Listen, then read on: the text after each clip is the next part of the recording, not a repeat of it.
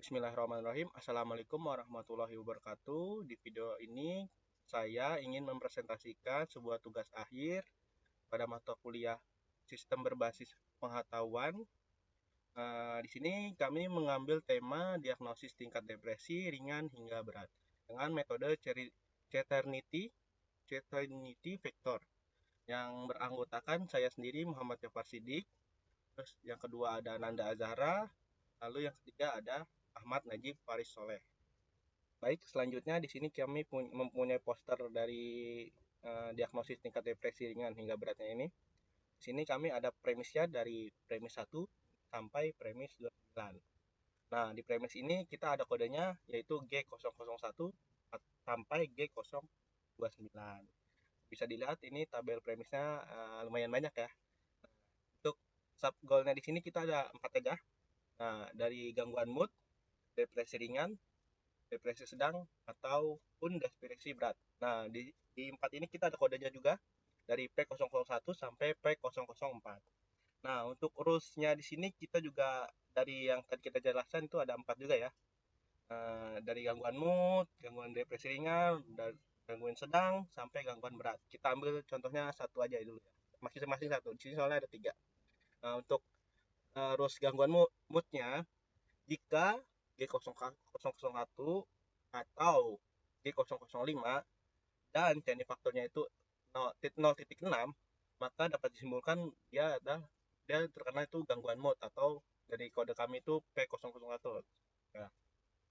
Nah, untuk yang rules kedua itu depresi ringan jika G001 atau G002, G008, G010, G011, G015, G022 dan CNI faktornya juga 0,6, maka dapat disimpulkan di sini dia terkena depresi ringan. Nah, untuk terus yang ketiga itu gangguan sedang.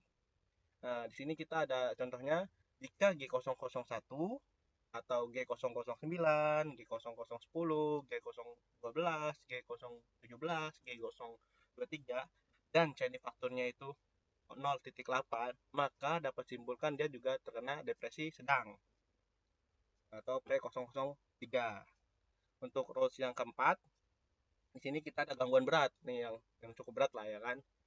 Nah, dia jika di sini dia terkena G001 atau G010, G019, G020, G025 dan G029 dan CNI faktornya itu 0,8, maka dapat disimpulkan nih kalau dia tuh terkena depresi yang sangat berat.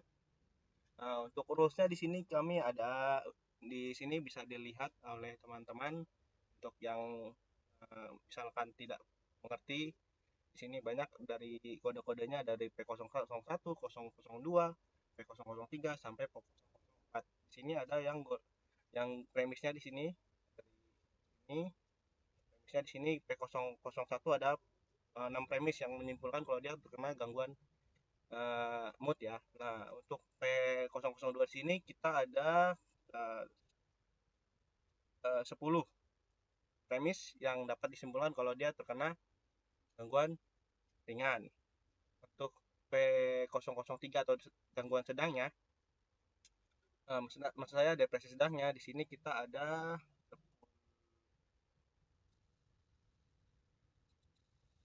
12 di sini. P003 atau depresi sedangnya, di dalam premis ini ada 13. Nah, untuk yang sangat beratnya nih, yang depresi berat, ini kita ada kurang lebih ada 8, ada 16 dari hasil kesimpulan premis di atas dari depresi berat ya. Baik, selanjutnya kita ada flowchart yang kita buat untuk mulai aplikasinya itu. Kita dari mulai, terus ada data gejalanya, nanti data gejalanya diproses, di penelusurannya, di rulesnya untuk menghasilkan hasil gejalanya, terus diproses juga untuk hasil perhitungan metode cognitive faktornya, lalu ada hasil diagnosisnya dan selesai. Itu baik, kita sudah sampai di halaman webnya untuk kami demokan ya. Nah, kita mulai saja dimulai diagnosa. Kita klik. Nah, kita masuk di sini untuk deteksi. Apakah Anda sering merasa sedih? Nah, kita coba mungkin kemungkinan besar ya. Apakah Anda sering merasa kelelahan melakukan aktivitas ringan? Mungkin kita jawab. Selanjutnya, apakah Anda merasa kurang konsentrasi dalam belajar? Mungkin. Apakah Anda mudah merasa bosan? Kalau saya tidak begitu merasa bosan ya saat ini. Apakah Anda merasa sering melamun? Mungkin.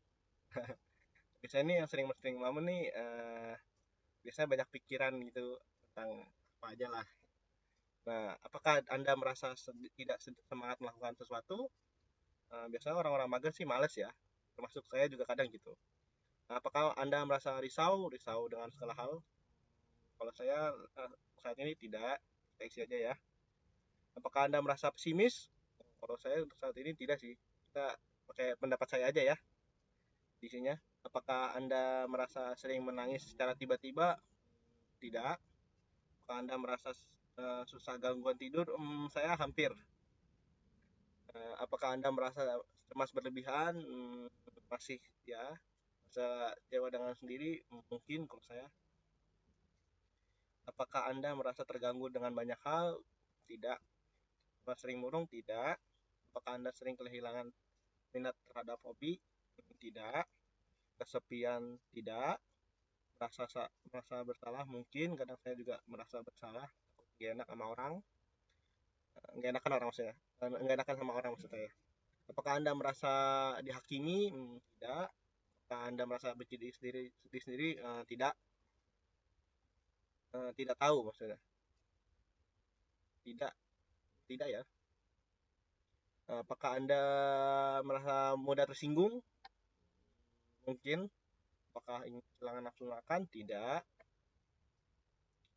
Apakah Anda merasa khawatir tentang penampilan? Tidak. Marah-marah? Mungkin. Sendiri? Tidak.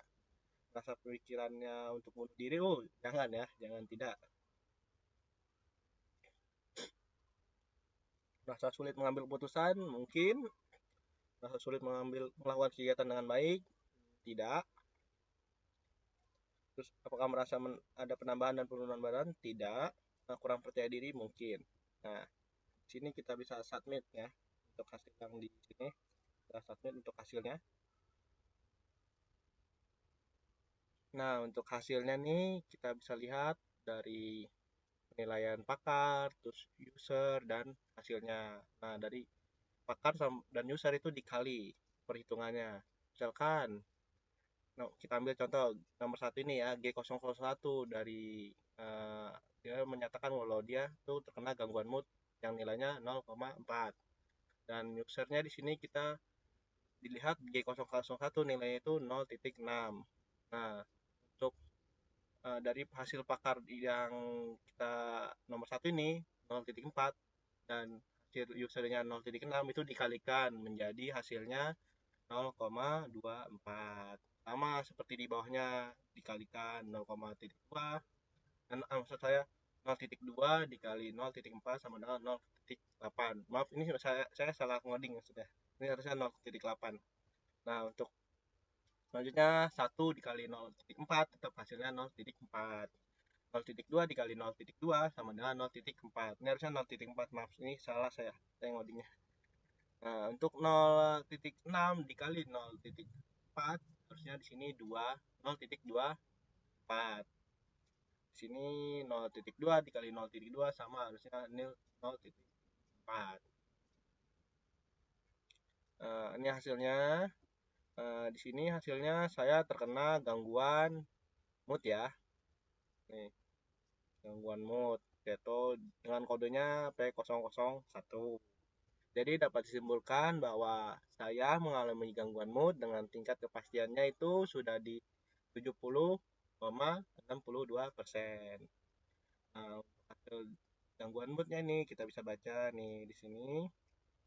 Gangguan mood yang terjadi pada seseorang ini umumnya terjadi karena kebanyakan tekanan yang menimpa dirinya dan cenderung terlarut dalam tekanan dapat meningkatkan risiko berkembangnya gangguan mood yang kemudian dapat berubah menjadi depresi terutama depresi mayor. Nah, hal ini terbukti pada suatu penelitian yang menemukan bahwa dalam sekitar 4-5 kasus, depresi mayor diawali oleh peristiwa kehidupan yang penuh tekanan. Sudah mungkin itu saja yang bisa saya presentasikan dari hasil program kami atau aplikasi kami mengenai sistem bakar depresi ya, penentu depresi ya. Baik, itu saja. Terima kasih yang sudah menonton. Wassalamualaikum warahmatullahi wabarakatuh.